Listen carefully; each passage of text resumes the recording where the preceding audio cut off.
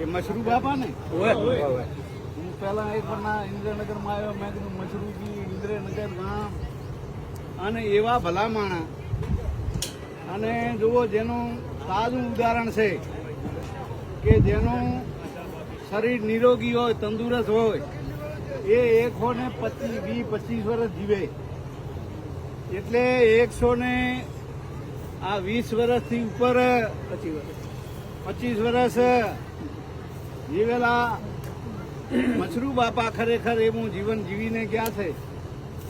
તો આપણે પણ એમના જીવનમાંથી કાંઈક પ્રેરણા લઈએ, કારણ કે આપણે બધા કુટુંબ પરિવાર બાલ બચ્ચા વાળા માણસ છીએ.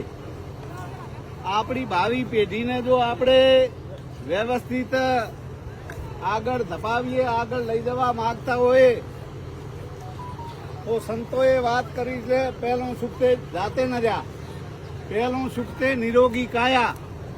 આપણું શરીર સારું હશે, તંદુરસ્ત હશે તો કોઈ બી કાર્ય આપણે સારું કરી શકીએ, ખેતી સારી કરી શકીએ, વેપાર સારો કરી શકીએ, કે કોઈ બી કામ સારું કરી શકીએ, પણ આપણું શરીર સારું હોય તો.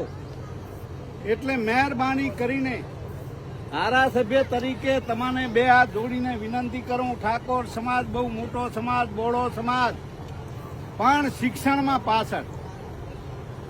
એટલે આપણા વ્યસનને ત્યાગીએ.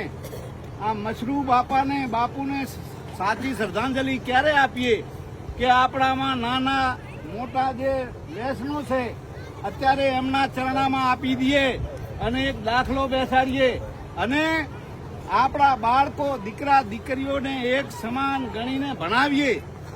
અત્યારે ભણ્યા સિવાયનો કોઈ રસ્તો નથી, બધા બંધ છે.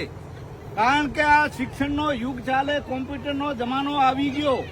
દીકરા દીકરીઓને ભણાવીએ, પેટે પાટા બાંધીને અને ભણાવશું તો જ આપણે કંઈક આગળ આવશું. બીજી સમાજની વાત કરીએ, દરેક સમાજો, એ ચૌધરી સમાજ હોય કે આહિર સમાજ હોય, રબારી સમાજનું તમે અહીંયા જુઓ, 11 કરોડ ભેગા થઈ ગયા. આહિર સમાજે બિલ્ડિંગો બાંધી. આવડો મોટો ઠાકોર સમાજ હોવા છતાં ખેર ગઈ સાલે મેં અહીંયા હાઈસ્કૂલ વેચાતી લાવી અને 9, 10 ને 11 ની હાઈસ્કૂલ ચાલુ કરી છે. દીકરીઓને ભણવા માટે કન્યા છાત્રાલય 200 છોકરીઓ આપણી એક જગ્યાએમાં રહે. એ તમારું ઘર છે, એટલે અહીંયા પણ છોકરીઓને 9, 10, 11 માટે ભણવા મૂકો પોતાના ઘરમાં. એટલે મહેરબાની કરીને ભણ્યા વગરના રસ્તા બંધ છે. એટલે આપણામાં વ્યસન ત્યાગીએ અને શિક્ષણને અપનાવીએ અને સાચી શ્રદ્ધાંજલિ આ મશરૂ બાપાને આપીએ કે અમે અમારામાં જે કાંઈ નાના મોટા વ્યસનો એને તિલાંજલિ આપીએ અને દીકરા દીકરીઓને ભણાવીએ. તો જ આ મશરૂ બાપાના અહીંયા આયા આપણે સાચી શ્રદ્ધાંજલિ આપીએ.